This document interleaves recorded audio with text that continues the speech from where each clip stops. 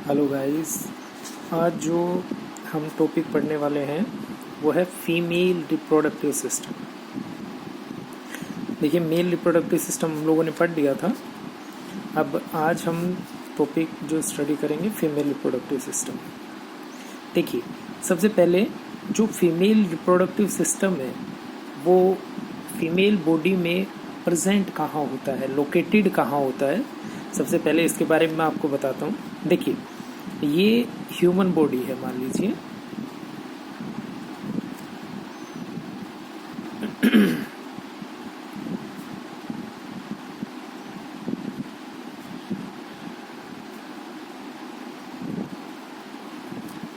देखिए, human body जो है, ह्यूमन बॉडी में एक कैविटी होती है, क्योंकि पूरा होलो स्ट्रक्चर है अंदर से ह्यूमन की बॉडी, तो इसमें ये एक कैविटी है।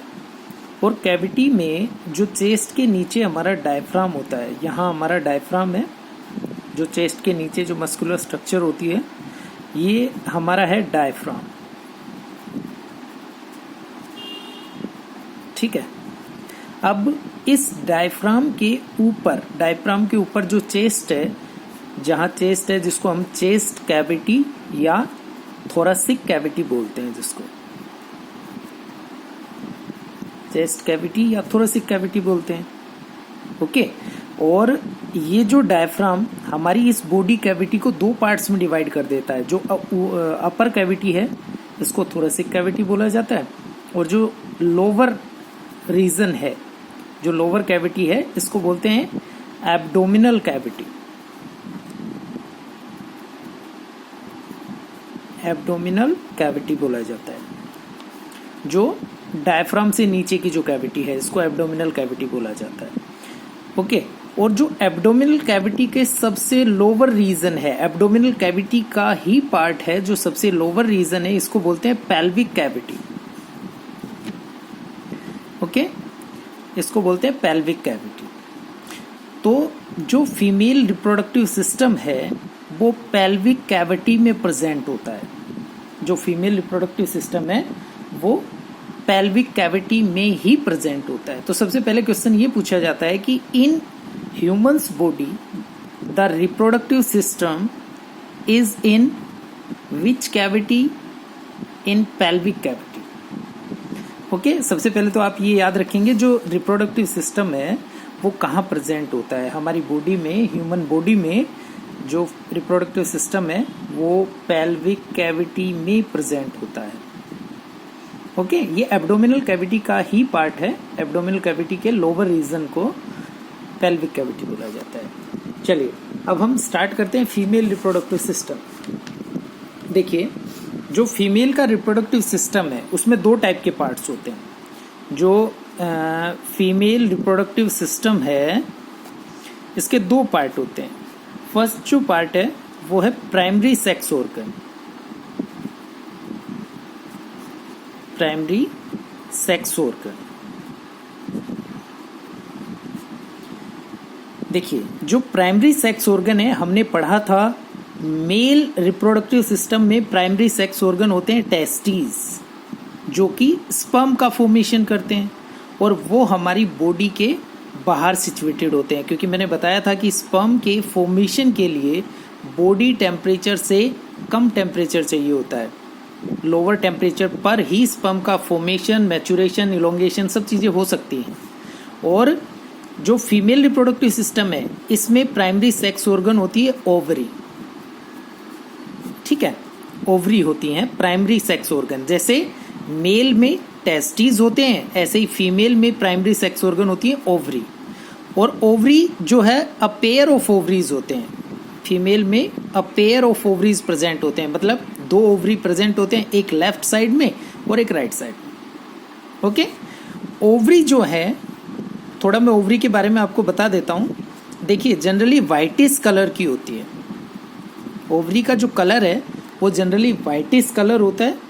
और ओवरी की जो लेंथ है वो 2 to 4 सेंटीमीटर इन लेंथ होती है। ओके। ओवरी जो हैं ये दो होती हैं। ओवरी वाइटिश कलर की होती हैं ओवरी की जो लेंथ है वो 2 to 4 सेंटीमीटर होती है और ओवरी का फंक्शन होता है एग का फॉर्मेशन करना। एग या इसको ओवम भी बोलते हैं, ओवम अंडा। ओके, इसका काम होता है एग फॉर्मेशन, ठीक है। और दूसरा काम होता है कुछ हार्मोन्स, कुछ स्टेरॉइड हार्मोन्स का सिक्रेशन करती हैं, जैसे एस्ट्रोजन और प्रोजेस्टेरोन, ठीक है। ओवरी के बारे में ये थोड़ा सा हम लोगों ने पढ़ा है। Ovary, a pair of ovaries are present in female reproductive system. Ovary primary sex organ बोली जाती है फीमेल में। मेल में प्राइमरी सेक्स ऑर्गन होते हैं टेस्टिस। ओके, ओवरी की लेंथ 2 to 4 सेंटीमीटर होती है और ओवरी का फंक्शन होता है एग का फॉर्मेशन करना, ओवम का फॉर्मेशन करना। और कुछ स्टेरॉइड हार्मोन्स भी सिक्रेट करती हैं ओवरी, जैसे एस्ट्रोजन और प्रोजेस्टेरोन। ओके, देखिए प्रोजेस्टेरोन हार्मोन जो है ये प्रेगनेंसी के टाइम पर प्रेगनेंसी को सपोर्ट करना और फीटस के डेवलपमेंट में हेल्प करना, इस तरह के काम में प्रोजेस्टेरोन सिक्रेट होता है। ये सिर्फ प्रेगनेंसी के टाइम सिक्रेट होता है। वैसे ओवरी जो है वो एस्ट्रोजन सिक्रेट करती है। ओके, चलिए अब मैं एक डायग्राम से आपको समझाता हूँ। जो फीमेल रिप्रोडक्टिव सिस्टम है उसकी स्ट्रक्चर किस टाइप की होती है। देखिए, जो फीमेल रिप्रोडक्टिव सिस्टम है इसमें एक इन्वर्टेड पियर शेप्ड मैं यहां बना रहा हूं।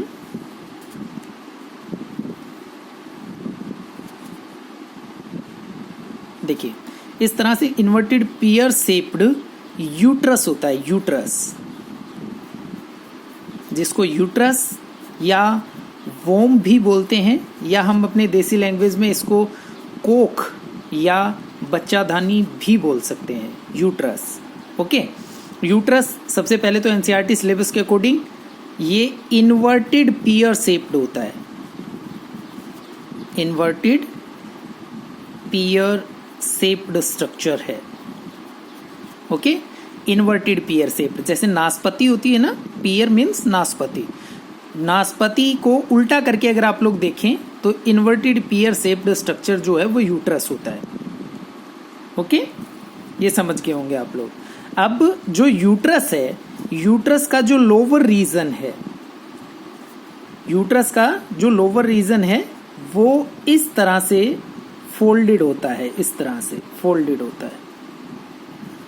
इस फोल्डेड रीजन को बोला जाता है बेटा सर्विक्स।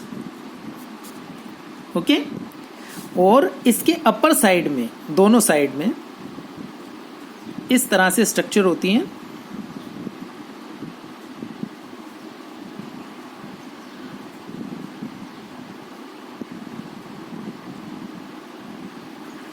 देखिए, इस तरह से स्ट्रक्चर होती है, एक लेफ्ट साइड में और एक राइट साइड में, दोनों साइड में इसी तरह की स्ट्रक्चर होती है।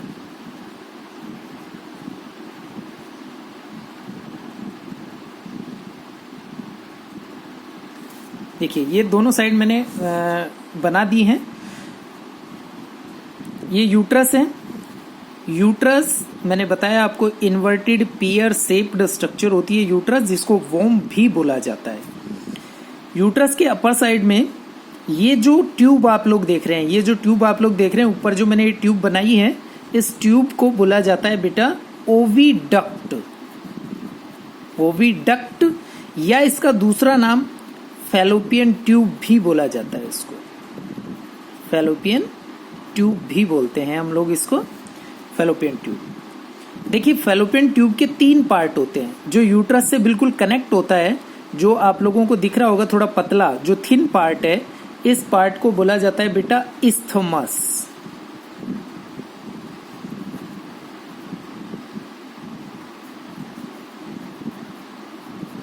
इस्थमस बोलते हैं इस पार्ट को, ISTHMUS, ISTHMUS, इस्थमस बोलते हैं। और इस्थमस आगे जाकर थोड़ा ब्रॉड हो जाता है। जो ब्रॉड, ये चौड़ा पार्ट आपको दिख रहा है, इसको बोलते हैं एम्प्यूला। इस पार्ट को बोला जाता है एम्प्यूला। ओके, इसके बाद जो आपको नीचे जो पार्ट दिख रहा है एम्प्यूला के बाद, इस पार्ट को बोलते हैं इनफंडिबुलम।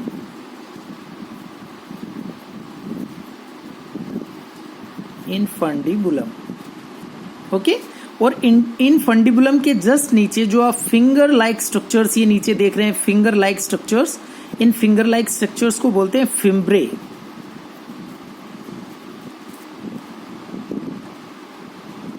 Okay, RIAE, fimbriae. और फिम्ब्रे के जस्ट नीचे इस तरह से एक आलमंड शेप्ड, बादाम के जैसी शेप की स्ट्रक्चर होती है, दोनों साइड आलमंड शेप स्ट्रक्चर होती है, जिसको हम लोग बोलते हैं ओवरी।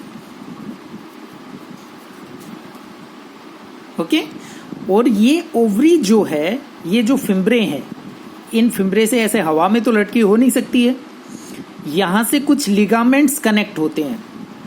ओके, ये जो लिगामेंट्स कनेक्ट होते हैं जो ओवरी को पकड़ के रखने का काम करते हैं, इन लिगामेंट्स को बोला जाता है मीजोवेरियम लिगामेंट्स। मीजोवेरियम ये लिगामेंट्स हैं जो होल्ड करते हैं ओवरी को। देखिए, सेम जो ये स्ट्रक्चर मैंने इस साइड बनाई है, यही सेम स्ट्रक्चर इस साइड भी होती है, दूसरी साइड भी होती है। ओके, मैंने आपको बताया, देखिए सेंटर में जो आपको दिख रहा है ये यूट्रस है, वोम, जो कि इन्वर्टेड पियर शेप्ड स्ट्रक्चर होती है। यूट्रस के अपर साइड में दोनों साइड से, लेफ्ट और राइट दोनों साइड से एक ट्यूब होती है, जिस ट्यूब को बोला जाता है फैलोपियन ट्यूब या ओविडक्ट।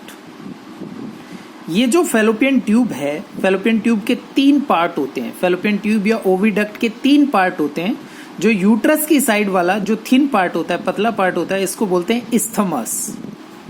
ओके, इस्थमस आगे जाकर थोड़ा ब्रॉड हो जाता है, जिसको बोलते हैं एम्प्यूला। इसके बाद ये एक आपको मोड़ दिख रहा है, ये फनल शेप जो स्ट्रक्चर आप लोगों को दिख रही है, इसको बोला जाता है इनफंडिबुलम। और इनफंडिबुलम के लास्ट में आपको फिंगर लाइक प्रोजेक्शंस, फिंगर के जैसी स्ट्रक्चर जो दिख रही है, इसको बोलते हैं फिम्ब्रे। ओके, और फिम्ब्रे के ठीक नीचे ये आलमंड शेप्ड जो आप स्ट्रक्चर देख रहे हैं, इसको बोलते हैं ओवरी। ओके, ओवरी फिम्ब्रे से, यानी इस फैलोपियन ट्यूब से कैसे कनेक्ट होती है? By mesovarium ligaments. Mesovarium ligaments से ये कनेक्ट होती है, किससे? फैलोपियन ट्यूब से। ओके, देखिए ओवरी का काम होता है एग का फॉर्मेशन करना। अब आप पूछेंगे कि फीमेल में एग कितना बनता है? फीमेल में हर मेंस्ट्रुएशन साइकिल में एक एग का फॉर्मेशन होता है, एक सिंगल एग का फॉर्मेशन होता है। तो फिर ओवरी तो 2 हैं, एक लेफ्ट में और एक राइट में। तो कौन सी ओवरी एग का फॉर्मेशन करेगी? देखिए, इसके लिए अल्ट्रेशन सिस्टम होता है। जैसे इस मंथ अगर राइट साइड वाली ओवरी ने एग बनाया है, तो नेक्स्ट मंथ लेफ्ट साइड वाली ओवरी एग बनाएगी। ठीक है, ये अल्ट्रेशन चलता रहता है। एक मंथ ये बनाएगी और एक मंथ दूसरे साइड वाली ओवरी जो है वो एग का फॉर्मेशन करेगी। ओके, ये एग जो है, जो यहाँ ओवरी के अंदर फॉर्म हुआ एग, ये एग रिसीव करने का काम, उस एग को पकड़ने का काम जो करते हैं वो करते हैं फिम्ब्रे। क्योंकि वो फिंगर लाइक स्ट्रक्चर्स हैं, वो इस एग को जो ओवरी फॉर्म करती है उसको रिसीव करने का काम करते हैं फिम्ब्रे। उस एग को पकड़ लेते हैं और उस एग को भेजते हैं इनफंडिबुलम में, और इनफंडिबुलम से मूव करके वो एग आ जाता है कहाँ? एम्प्यूला में। ठीक है, ये एग कहाँ पहुंचता है? एम्प्यूला में। देखिए, अब ये क्वेश्चन पूछा जाता है कि एग जो कि एक फीमेल गैमेट है, क्या एग मूव कर सकता है? एग मोटाइल होता है? एग गतिशील होता है? देखिए, एग मोटाइल नहीं होता है। तो बिना मोटाइल हुए एग यहां तक कैसे चला जाता है? एग मूव कर ही नहीं सकता है, तो एग ओवरी में बनकर और एम्प्यूला तक कैसे आ गया? देखिए इसके लिए जो ये फैलोपियन ट्यूब होती है, फैलोपियन ट्यूब में छोटे छोटे सीलिया होते हैं, सीलिया, ठीक है, सीलिया होते हैं इसकी स्किन पर। ये सीलिया मूव करवाते हैं एग को, एग खुद मूव नहीं करता है। Egg is a non motile gamete. Egg जो है ये नॉन मोटाइल होता है, स्पर्म मोटाइल होते हैं। मेल में जो स्पर्म बनते हैं वो मोटाइल होते हैं, वो खुद मूव कर सकते हैं, लेकिन एग खुद मूव नहीं कर सकता है। एग नॉन मोटाइल होता है। एग को मूव कराते कौन है? जो फैलोपियन ट्यूब में सीलिया होते हैं वो एग को मूव कराते हैं। ओके, देखिए यहां से बना, ओवरी में बना, उसको रिसीव किया फिम्ब्रे ने, और वो आ कहाँ गया? एम्प्यूला में। अब ये एम्प्यूला में आकर वेट करता है स्पर्म्स की। क्यों? क्योंकि फर्टिलाइजेशन फैलोपियन ट्यूब के एम्प्यूला पार्ट में ही होता है। यहीं स्पर्म आएगा, इस एग के साथ जुड़ेगा, एग को फर्टिलाइज करेगा, और यहीं पर जाइगोट का फॉर्मेशन होगा। ठीक है, ये कई बार पूछा जाता है। हम ऐसा सोचते हैं कि फर्टिलाइजेशन कहाँ होगा? फैलोपियन ट्यूब में। फर्टिलाइजेशन फैलोपियन ट्यूब में होता है, लेकिन फैलोपियन ट्यूब के भी कौन से पार्ट में फर्टिलाइजेशन होता है? तो वो है एम्प्यूला पार्ट, जो कि ब्रॉड पार्ट होता है। आप लोग देख रहे हैं ये ब्रॉड पार्ट जो है एम्प्यूला, यहाँ पर फर्टिलाइजेशन होता है। ओके, इतना आप लोग समझ गए होंगे। अब देखिए यहाँ हम लोग यूट्रस के बारे में पढ़ रहे हैं। ये जो यूट्रस है, इस यूट्रस पे मैंने आपको बताया यूट्रस इन्वर्टेड पियर शेप्ड होता है, उल्टी नाशपाती के जैसी स्ट्रक्चर होती है यूट्रस। ओके, इस यूट्रस पे बेटा 3 वॉल होती हैं। इस यूट्रस पर 3 वॉल होती हैं। जो इसकी आउटसाइडर जो वॉल होती है, सबसे बाहर वाली, मैं इस साइड लिख देता हूं। देखिए सबसे बाहर वाली जो थिक लेयर होती है, ये बहुत ही थिक लेयर होती है और हार्ड टिश्यू की, कनेक्टिव टिश्यू की बनी हुई होती है। इसको बोला जाता है बेटा पेरीमीट्रियम। ओके, जो सबसे बाहर वाली लेयर होती है। How many layers on uterus? There are 3 layers on uterus. The outsider layer is perimetrium which is thick connective tissue. Okay, thick connective tissue की बनी हुई होती है। अच्छा, इसके बाद एक स्मूथ टिश्यू की बनी हुई लेयर होती है यूट्रस पर, जो पेरीमीट्रियम के इंटरनल साइड होती है।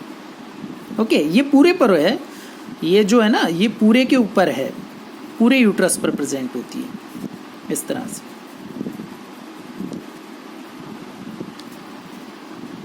ओके, ये जो सेकेंड नंबर वाली लेयर है, इसको बोला जाता है मायोमीट्रियम।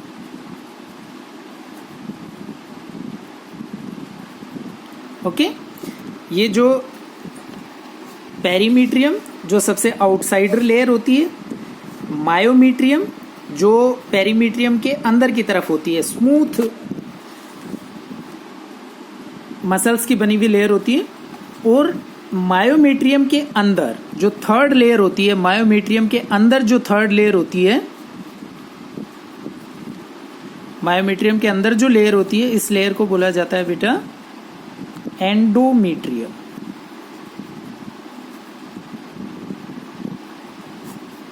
ओके, ये बात आप समझ गए होंगे। यूट्रस जो जिसको वोम्ब भी बोला जाता है, ये इन्वर्टेड पियर शेप्ड स्ट्रक्चर होती है। यूट्रस पर 3 लेयर होती हैं। How many layers on uterus?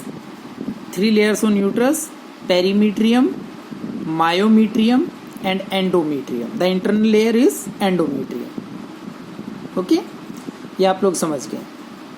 देखिए पेरीमीट्रियम का काम होता है सिर्फ प्रोटेक्शन ऑफ यूट्रस। मायोमीट्रियम जो जब बेबी की डिलीवरी होती है, देखो बेबी जो डेवलप है, बेबी का डेवलपमेंट कहाँ हो रहा है? इस यूट्रस के अंदर बेबी डेवलप हो रहा है। ओके, इस यूट्रस में बेबी डेवलप हो रहा है। जो फीटस है, फीटस का डेवलपमेंट होता है यूट्रस में। ओके, ये 9 महीने तक यहाँ डेवलप होने के बाद सर्विक्स और इसके नीचे, सर्विक्स के नीचे एक ट्यूब लाइक स्ट्रक्चर बनती है जिसको हम लोग बोलते हैं वेजाइना। ओके, सर्विक्स के नीचे एक ट्यूब लाइक स्ट्रक्चर बनती है वेजाइना। इस बेबी का बर्थ होना है सर्विक्स और वेजाइना के थ्रू होते हुए आउटसाइड द बॉडी। जब डिलीवरी होती है तो डिलीवरी के टाइम ये मायोमेट्रियम इस यूट्रस में कॉन्ट्रैक्शन और रिलैक्सेशन का काम करती है, यानी सिकुड़ने और फैलने का काम करवाती है। कौन? मायोमेट्रियम, यानी ये बेबी बर्थ में हेल्प करती है। और एंडोमेट्रियम जो है, ये जो मेंस्ट्रुएशन साइकिल है, जब एग फर्टिलाइज नहीं होता है तो मेंस्ट्रुएशन साइकिल के अंदर हेल्प करती है एंडोमेट्रियम। ओके, ये बात आपको समझ में आ गई होगी। अब इसके बाद देखिए, ये जो सर्विक्स है, सर्विक्स और वेजाइना, सर्विक्स और वेजाइना जिसके थ्रू की बेबी का बर्थ होना होता है, तो जो सर्विक्स का जो पार्ट है नीचे, ये आप जो लोग देख रहे हैं, ये जो सर्विक्स का जो पार्ट है, ये सर्विक्स का पार्ट और वेजाइना दोनों को मिलाकर देखो, सर्विक्स के पार्ट को तो बोलते हैं सर्वाइकल कैनाल, और वेजाइना, इन दोनों को मिलाकर सर्वाइकल कैनाल कौन सी? जो ये आप सर्विक्स में ये कैनाल देख रहे हैं, एक ट्यूब लाइक स्ट्रक्चर बन जाती है जहां से कि बेबी बर्थ लेता है, जहां से बेबी का जन्म होता है। ठीक है, ये जो ये ट्यूब लाइक स्ट्रक्चर आप देख रहे हैं और वेजाइना, इन दोनों को मिलाकर बेटा बोला जाता है बर्थ कैनाल।